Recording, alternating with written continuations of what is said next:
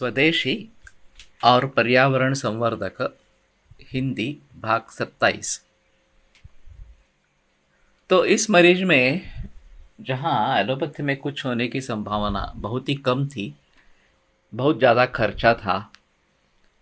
और फिर उसने पूछा कि आपके यहाँ दूसरी कोई फैसिलिटी है क्या?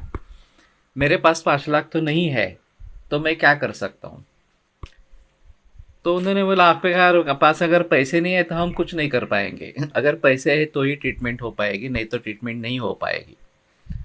फिर उसने पूछा कि यहाँ आयुर्वेद की फैसिलिटी है क्या? उस डॉक्टर ने कह दिया कि मुझे तो कुछ पता नहीं आयुर्वेद यहाँ पे है या नहीं है। वास्तव में वहाँ पे आयुर्वेद विंग 10 बरस से चल रही थी, लेकिन उस डॉक्टर को जो वहाँ पे काम कर रहा था एलोपैथी में, उसको ये भी पता नहीं था कि यहाँ आयुर्वेद की विंग है इस प्रकार से। तो मरीज ने खुद जान लिया और फिर मुझे बुलाया।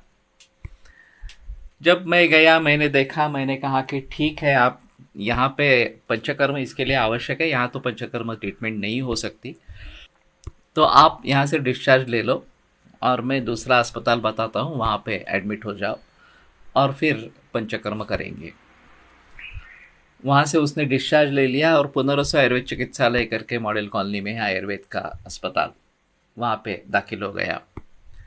उसकी सामावस्था थी, हमारे हिसाब में वायु के सामावस्था थी, और उसके लिए लंघन, पाचन और फिर बस्ती, ये सब प्रयोग किए गए।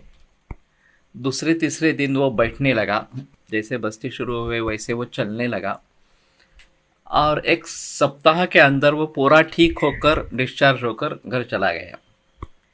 इसका पूरा खर्चा आया 65,000 रुपया।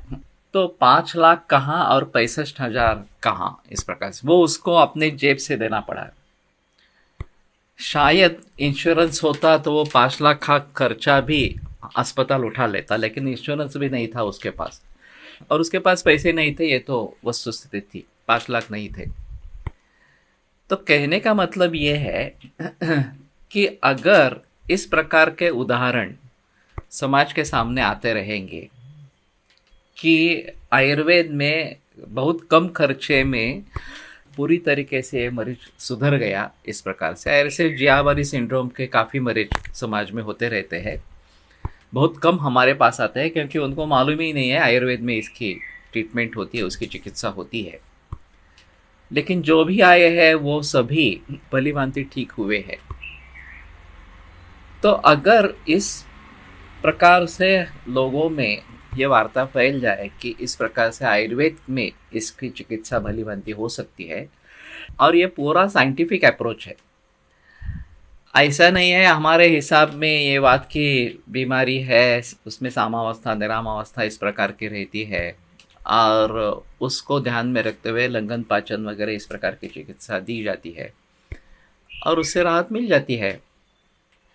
तो इसी तरीके से कुछ नए मॉडल्स हमें इंश्योरेंस के बारे में ढूंढने पड़ेंगे। जैसे वहाँ पे डीन अर्निश ने किया था अमेरिका में, उस प्रकार यहाँ पे माधवबाग भी है, और वो काफ़ी सस्ते में रुद्रोग का इलाज करती है एज कंपेयर टू एलोपैथी।